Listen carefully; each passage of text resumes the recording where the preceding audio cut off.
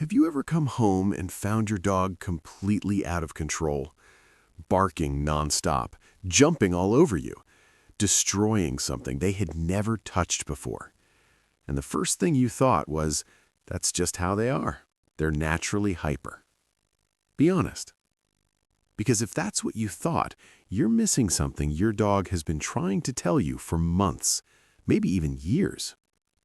The science of animal behavior has a different answer for all of this, and it has nothing to do with personality. It has to do with need. A need that, when ignored, turns into something much more serious than simple agitation. In this video, I'm going to show you 7 signs that your dog needs to burn more energy, and what each of them is really communicating about your dog's emotional state. Some you'll recognize immediately. Others you've probably never stopped to connect with pent-up energy. But there's one in particular that I'm saving for the end, because it's the quietest of them all, the one most owners never interpret correctly. And once you understand it, it will change the way you see your dog every single day. Stay until the end, because what comes last is not what you're expecting. Have you ever noticed that at certain times of the day, your dog just starts barking for no apparent reason? There's no one at the door, no noise outside, nothing visible to justify it. And you've probably thought, that's just how they are, or they're just trying to get attention. But here's what most owners don't realize. Repetitive barking without a clear stimulus isn't personality. It's neurological pressure looking for an outlet. Let me explain. A dog's brain is wired, designed to work, to sniff, chase, solve problems, explore territory. When that system doesn't get the stimulation it needs, it enters a state that ethologists, animal behavior specialists, call motivational frustration. It's like your car engine running in neutral for hours. The pressure builds, and it has to go somewhere. The barking is that release valve. It's not stubbornness. It's not bad behavior. It's an overloaded nervous system trying to self-regulate in the only way the animal knows at that moment. And there's one detail that makes this even more important. Dogs that bark a lot for this reason develop, over time, a heightened sensitivity to stress. The longer they go without proper energy expenditure, the easier it becomes for anything to trigger the alarm. It's a cycle, and it starts quietly. Think about it for a second. How many times have you ignored the barking, assuming it would stop on its own? How many times did it stop, only to come back stronger the next day? Barking for no apparent reason is the first warning sign. It's your dog saying, in the only voice they have, I need more than this. And if this already makes sense to you, the next point goes even deeper, because it deals with a behavior that seems destructive, but is actually one of the most sophisticated ways your dog has to cope with what they're feeling. The flip-flop, the corner of the couch, the remote control. Your dog destroys things when you're not home. Have you ever come back and found something torn apart and felt that mix of anger and guilt at the same time? Anger because it was your favorite item, guilt because you're not really sure what to do about it. The most common explanations people give are, he was alone, he got bored, he's doing this to get my attention or to get back at me for leaving. But it's none of those. Destructive behavior in dogs with excess unspent energy is directly linked to what science calls the redirection of predatory drive. Every dog, regardless of breed, carries in its genetics a motivational system developed over thousands of years. This system includes what ethologists call the predatory sequence: sniff, locate, chase, bite, shake, destroy. This sequence wasn't erased by domestication. It was softened, adapted, but it's still there. When a dog doesn't have the opportunity to express this cycle in a healthy way, through play, exercise, enrichment activities, the drive doesn't disappear. It builds up. And when that buildup reaches a critical point, especially in the owner's absence, who acts as the dog's emotional regulator, it finds the easiest available outlet: the couch, your shoes, whatever's within reach. It's not revenge, it's not spite. It's a biological system doing exactly what it was designed to do, just on the wrong object at the wrong time because there was no other option. And here's the part that weighs heavier than it seems. Dogs that go through frequent episodes of destructive behavior due to pent-up energy show, according to research published in Applied Animal Behavior Science, elevated levels of cortisol, the stress hormone, even after the episode has passed. The destruction relieves the pressure for a few minutes, but the underlying stress state remains, and it grows. You're not dealing with a badly behaved dog, you're dealing with a chronically overloaded animal. And that difference changes everything in how you respond, how you correct, and how you care. The next point is something almost every owner has experienced and almost no one has interpreted correctly, because what looks like bad manners is actually one of the most precise physical signs that your dog's nervous system is reaching its limit. Have you ever come home and your dog jumped all over you uncontrollably, as if you just returned from a 10-year expedition? Paws on your chest, nose in your face, spinning in circles? Impossible to stop. You've probably tried everything, ignoring it, turning your back, asking them to sit. It works for 2 seconds, then it's back. Most people interpret this as a lack of training, as a dog that hasn't learned social rules.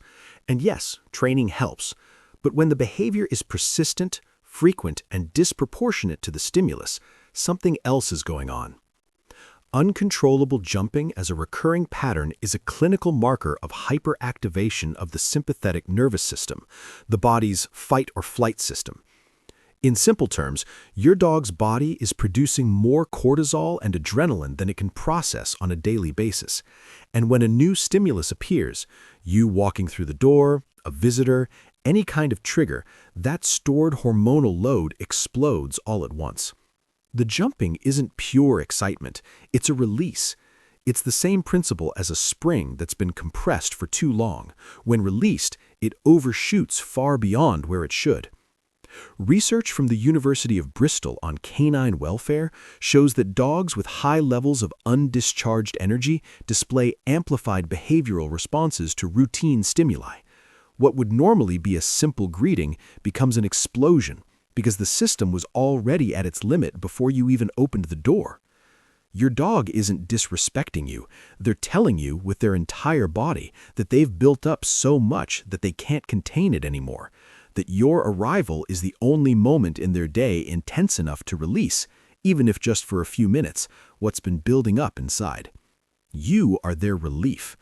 And that would be beautiful if it weren't also a sign that something needs to change, because no animal should depend on a single moment in the day to regulate itself. If what you're seeing here makes sense, if you're starting to recognize patterns in your dog's behavior that never had a name before, consider subscribing to the channel. We post every week to help owners understand what their animals are trying to say. And a like also helps this content reach more people who need to see it. The next point is quieter than the previous 3, but it's no less urgent. In fact, it's the kind of sign that precisely because it's silent goes unnoticed for longer and causes more damage.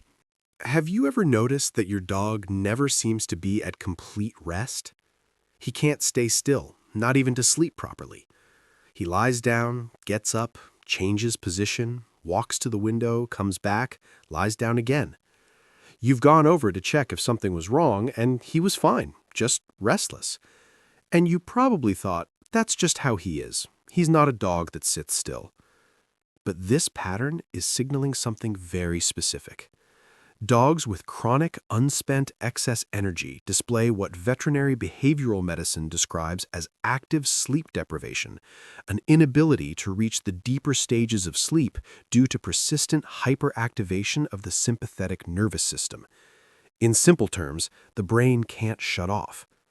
Dog sleep has stages, just like ours, and the most restorative stages, where the immune system rebuilds, where emotional processing happens, where memory consolidates, are only reached when the level of cortical activation drops low enough. When the animal carries an accumulation of unspent energy, that level rarely drops. The result is fragmented sleep, The body rests superficially, but the nervous system remains partially active. And that has consequences that go far beyond tiredness. Dogs deprived of deep sleep become more reactive, more irritable, more sensitive to stimuli that previously wouldn't affect them. Studies published in the Journal of Veterinary Behavior have documented that dogs with sleep disturbances related to hyperactivation show higher rates of aggressive behavior, separation anxiety, and learning difficulties. The dog who won't stay still is not the dog who doesn't want to rest. It's the dog who can't. Think about how you feel after a bad night's sleep. Now imagine that state is the default, day after day, week after week, without being able to name what's wrong, without being able to ask it to change. That's how your dog arrives at every morning when the cycle isn't broken. Rest is not optional. It's as essential as water and food, and adequate energy expenditure is, in many cases, the only way to get him there. And speaking of self-reinforcing cycles, the next sign is one that almost every owner interprets as affection, as a demonstration of love. But when you understand what's happening underneath, you'll realize it's one of the most silent cries for help your dog can make. Be honest. You get a certain pleasure from your dog following you around the house, don't you? You go to the bathroom, he goes. You go to the kitchen, he goes. You sit on the couch, he sits next to you leaning in as if he needs constant contact. And the immediate interpretation is, he loves me, he wants to be close. It's attachment. And it is, in part. But there's a layer most owners never see. When your dog follows you obsessively, when it becomes a compulsive pattern, when he can't settle in any area of the house without you being present, when he shows visible signs of anxiety the moment he senses you're about to move, what's happening isn't just affection.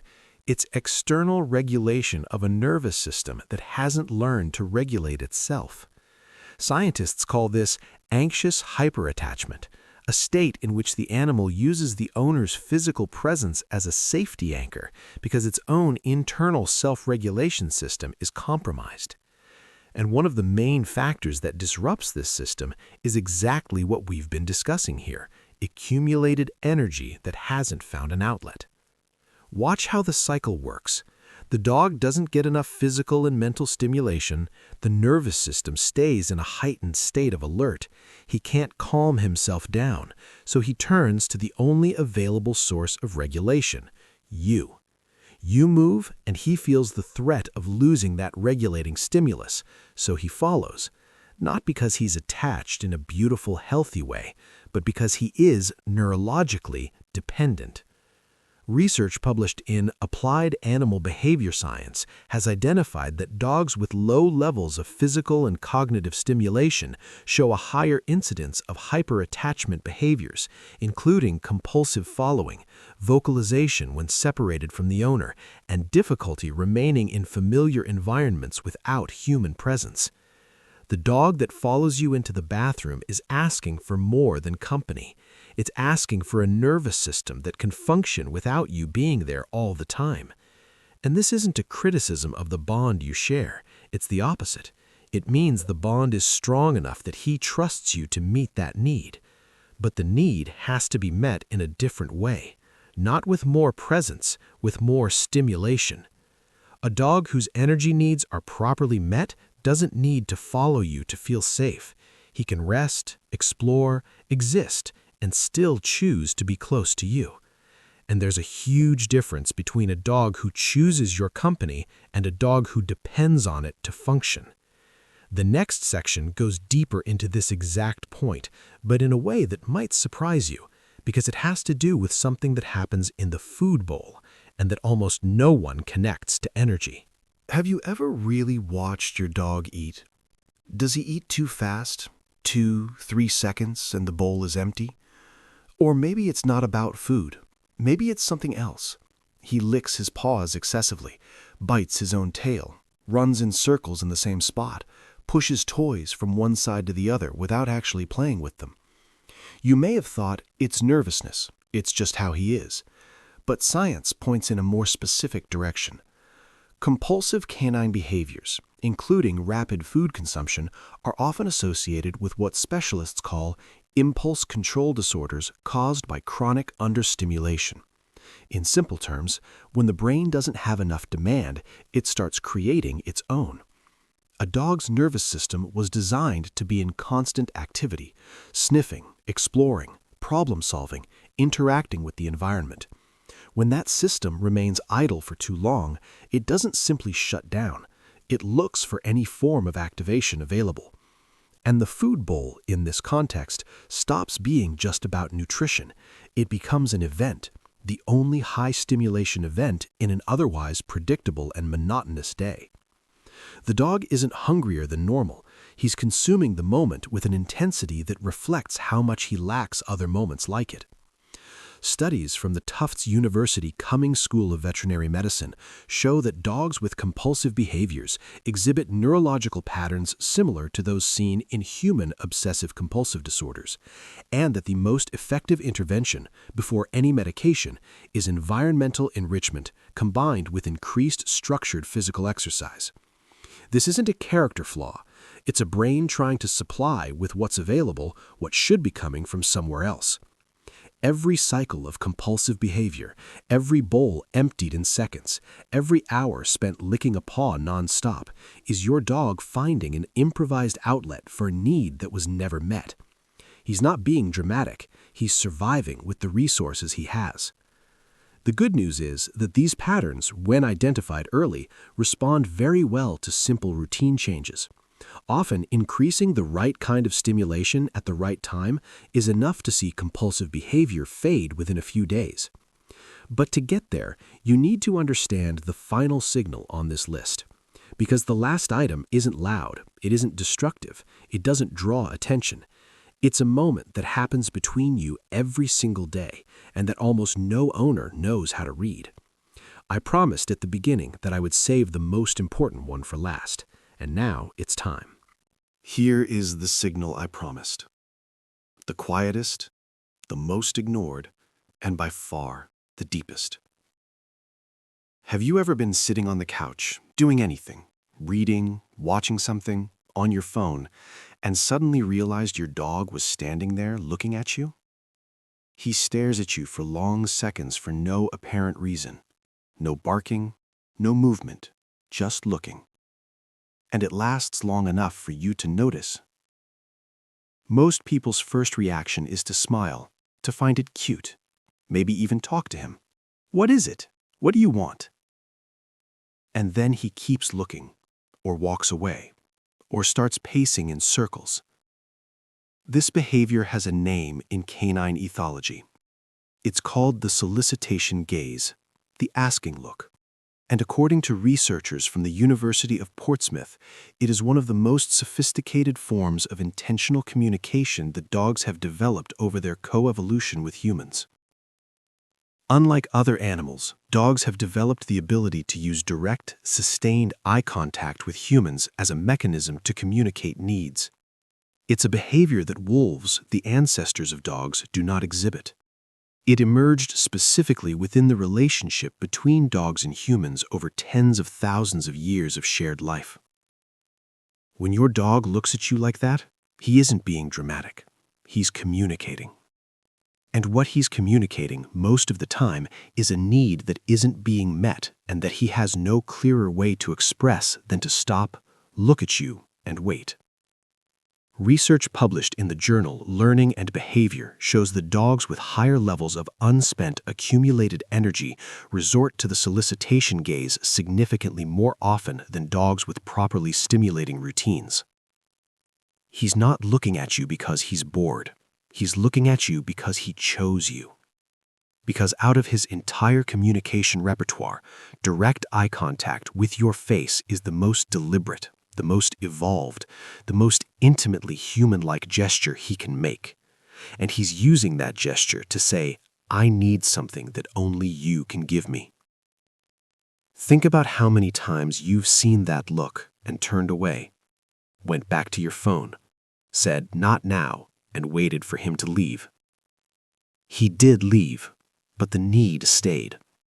And it kept adding up to all the other times the barking was ignored, The destruction was interpreted as misbehavior. The jumping was treated as lack of discipline. The constant following was mistaken for pure attachment.